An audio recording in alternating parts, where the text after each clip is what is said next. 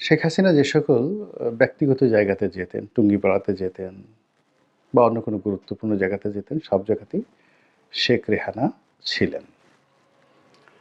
তিনি কথা বলতেন খুবই অল্প। আমরা আসলে বাংলাদেশে শেখ রেহানার কোনো ভাষণ বা বক্তব্য বলতে গেলে শুনিনি। খুবই সংক্ষিপ্ত তার বক্তব্য, চুপচাপ তিনি থাকেন। কিন্তু তার সম্পর্কে মিথ ছিল প্রচুর, বদনাম ছিল প্রচুর। অনেকেই শেখ হাসিনার যে মুখরা চরিত্র, যে তিনি মুখে যা আসে তাই বলে দেন। তো এই মুখরা চরিত্রের জন্য সবাই মনে করতেন যে শেখ হাসিনা হয়তো নিষ্ঠুর, নিষ্ঠুর নির্মম, কিন্তু দুর্নীতি করেন না। সব দুর্নীতি করে শেখ রেহানা। টাকার পাহাড় তিনি গড়ে তুলেছেন এবং বাংলাদেশের যত মন্দ লোকের মানে আওয়ামী সিন্ডিকেট ছিল সব জায়গা থেকে তিনি সেই যে হাওয়া ভবনের যে বদনাম ছিল ওই রকম হাওয়া ভবনের জায়গায় এখন রেহানা ভবন। তো এইভাবে তিনি ১০ হাতে টাকা রোজগার করেছেন। এই কথাগুলো কিন্তু গত ১৫ বছর ধরে ব্যাপকভাবে প্রচারিত হতো। কিন্তু তিনি এটা নিয়ে কখনো রেসপন্ড করেননি। আর রেসপন্ড না করার মূল কারণ হলো আমরা যেহেতু বেশিরভাগ লোক ভীত সন্ত্রস্ত, কাওয়ার্ড প্রকৃতির মানুষ, আমরা কখনোই কথা প্রকাশ্যে বলতাম না। কানাঘুষা করতাম। নিজেরা বলাবলি করতাম। নিজের একটা ব্যক্তিগত অভিজ্ঞতার কথা বলি। উনি আমাকে অস্বাভাবিক স্নেহ করতেন। আমি শুনেছি আমার সঙ্গে তার ওরকম ব্যক্তিগত যোগাযোগ তেমন ছিল না। তারপর উনার যে স্বামী ডক্টর শফিক সিদ্দিকী, তিনি তার সঙ্গে আমার ব্যক্তিগত সম্পর্ক ছিল এবং তিনি আমাকে খুবই ভালোবাসতেন এবং এখনো বাসেন। তো এই কারণে শেখ রেহানা বা টিউলিপ, রূপন্তী, ববি তাদের সম্পর্কে আমার একটা সফট কর্নার কাজ করে ডক্টর শফিক সিদ্দিকীর কারণে। অর্থাৎ শফিক সিদ্দিকী আমাকে ভালোবাসে, তার সাথে সম্পর্ক ভালো। হয়তো সেই কারণেই শেখ রেহানার সঙ্গে আমার পরিচয় নেই, কথা নেই। কিন্তু আমি অনেকের কাছে শুনেছি যে তিনি আমার সম্পর্কে খুব উঁচু ধারণা পোষণ করেন।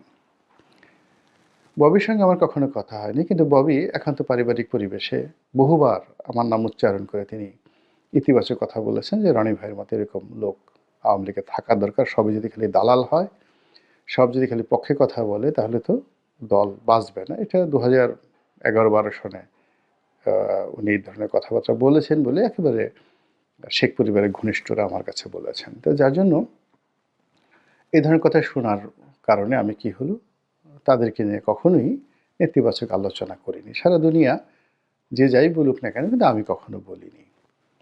আর আমার একটা চরিত্র হলো আমি যাদেরকে ভালোবাসি, শ্রদ্ধা করি, আমি তাদের মন্দ বিষয়গুলো জানারও চেষ্টা করি না, শোনারও চেষ্টা করি না, তাকানোরও চেষ্টা করিনি। এটি ভালো বলতে পারেন, মন্দ বলতে পারেন, ডাজ নট ম্যাটার।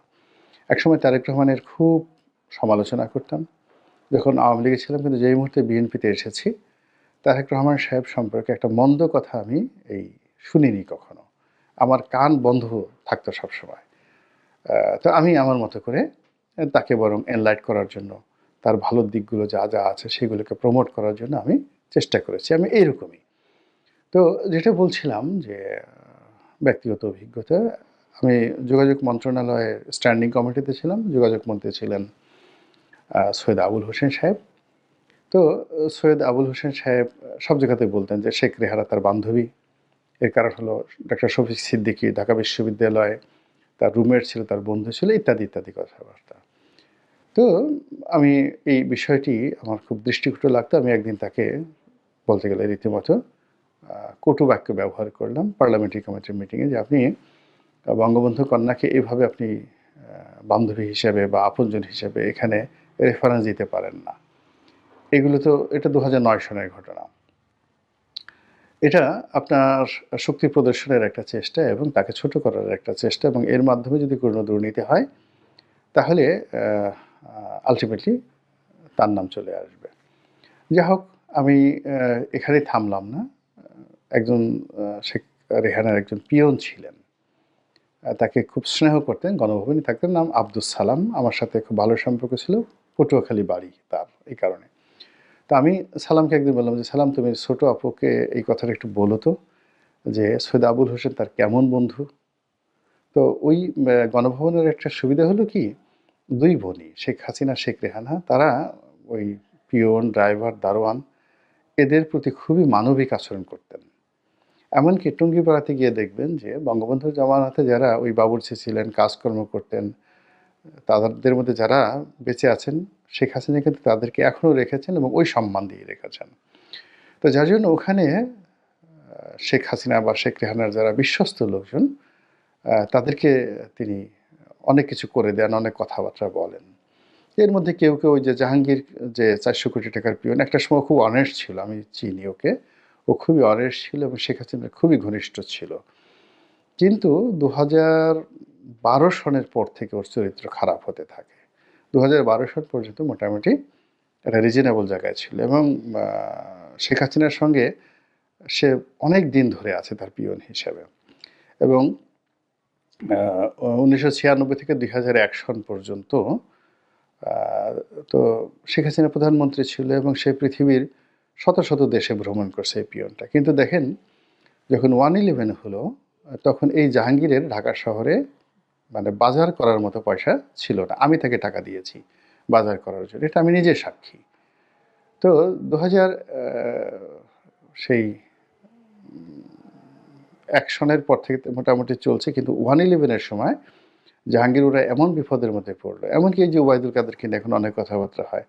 এদের আসলে যে টাকা-পয়সা দুর্নীতি হয়েছে এটা ২০০০ এই মন্ত্রী হওয়ার পরে এইবার। তাও মন্ত্রী হওয়ার পর ১ম ২-৩ বছর তারা ভালো ছিল, ওবায়দুল কাদের। জাহাঙ্গীরের অবস্থা তাই। তো সালাম ঠিক ওরকম ওখানে কাজকর্ম করে। সালাম, রমা মানে তারা ওই আমার কাছেই আসতো মাঝে মধ্যে যে, "ভাই একটু ওখানে একটু বলে দেন, ওখানে একটু বলে দেন। এর একটা চাকরি, ওর একটা চাকরি।" কিন্তু ওইরকমভাবে দুর্নীতির সঙ্গে আমি এদেরকে দেখিনি। কিন্তু জাহাঙ্গীর পরবর্তীতে খুব স্মার্ট হয়ে যায় এবং সম্ভবত ২০১৩ সনের পর থেকে সে আন্ডারওয়ার্ল্ড এ যেতে থাকে। এনিওয়ে, তো যাই হোক, এখন এই যে শেখ রেহানাকে আমি বললাম যে, "তুমি সালাম বলো যে আমি বলছি এই কথা।" তো শেখ রেহানা আমাকে টেলিফোন করে বললেন সালামকে যে, "তুমি তাকে আসতে বলো, আমি রনির সাথে একটু কথা বলব।" তো আমি আসলে সাহস পেলাম না। এই কারণ হলো প্রধানমন্ত্রী তখন বাংলাদেশে ছিলেন না। তো এখানে শেখ রেহানার সাথে ব্যক্তিগত সম্পর্ক যাদের ছিল, তাদের সবারই কপাল পুড়েছে। যেমন একসময় আব্দুল আল মিন্টুর সাথে তার ভালো সম্পর্ক ছিল, সাবের হোসেন চৌধুরীর সাথে ভালো সম্পর্ক ছিল। তো এটাকে শেখ হাসিনা কখনোই সহজভাবে নেননি। তার কাছে মনে হয়েছে যে মশারির মধ্যে মশারি টানাতে চায়। তো আমি ওই ঝুঁকিটা নিলাম না যে শেখ হাসিনার সাথে সম্পর্ক আছে, আমি তাকে এমন একটা কথা বললাম। পরবর্তীতে উনি বাংলাদেশে এসে জানলেন যে রনি এসে শেখ হাসিনার সাথে দেখা করেছে, এভাবে আবুল হোসেনের বিরুদ্ধে কথা বলেছে। আমার এমপিগিরি নিয়ে টানাটানি লাগতো। ফলে আমি বললাম যে, "আপা আমি আসবো, বাট নট নাও। বড় আপা আসুক, তখন আসবো।" তো এইরকম আ পরিবারটাকে আমি দেখেছি। ফলে আমি তাদের দুর্নীতি নিয়ে এই যে এখন যে সকল কথাবার্তা শুনছি, আমার কাছে হিসাব মিলছে না এবং সেখানে টিউলিপের মতো আ একজন সংসদ সদস্য, বর্তমান মন্ত্রী, তিনি $৬ বিলিয়ন ঘুষ খেয়েছেন। $৬ বিলিয়ন মানে ৬৪,০০০ কোটি টাকা। এটা একজন ব্যবসায়ী হিসেবে যাকে বলা হয়, এটা কোনো অবস্থাতেই সম্ভব নয়। আপনি ইংল্যান্ডে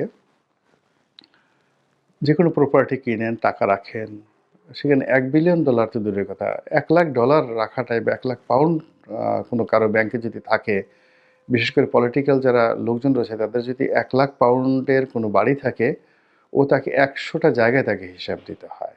ভীষণ রকমভাবে হিসাব দিতে হয়। তো সেখানে ৬৪,০০০ কোটি টাকা যদি সে ইংল্যান্ডে থাকে বা অফশোর ব্যাংকিং এর মাধ্যমে তার অন্য কোনো জায়গাতে থাকে, টিউলিপ নির্বাচনে আসতেই পারত না। ওখানে পুরো সিস্টেমটা এভাবে কাজ করছে। কিন্তু আমাদের বাংলাদেশে আমরা যে কাজ করছি, শেখ হাসিনাকে ছোট করার জন্য, ইউনূসকে খুশি করার জন্য, এই ধরনের নিউজ আমরা বাংলাদেশে খুব প্রমোট করছি, যা কিনা আমাদের দেশকে আ প্রশ্নের মুখোমুখি করে ফেলবে এবং ইংল্যান্ডের সাথে আমাদের সম্পর্কটি নষ্ট করে ফেলবে। এর কারণ হলো সে এখন ইংল্যান্ড সরকারের মন্ত্রী। ঘটনাটা হলো যে বাংলাদেশের কেউ অভিযোগ দাখিল করেছে বাংলাদেশের দুর্নীতি দমন কমিশনে। আপনি তো জানেন যে আমাদের দুর্নীতি দমন কমিশন কত সুন্দর। অভিযোগ দাখিল করে বলেছে যে এখানে $6 বিলিয়ন ঘুষ লেনদেন হয়েছে রূপপুর পারমাণবিক কেন্দ্র থেকে। তো বোঝার চেষ্টা করুন যে রূপপুর পারমাণবিক কেন্দ্রের টোটাল ব্যয় হলো $10 বিলিয়ন। $10 বিলিয়ন থেকে যদি শেখ পরিবার $6 বিলিয়ন ঘুষ খায়, তাহলে থাকে কয় বিলিয়ন ডলার? $4 বিলিয়ন।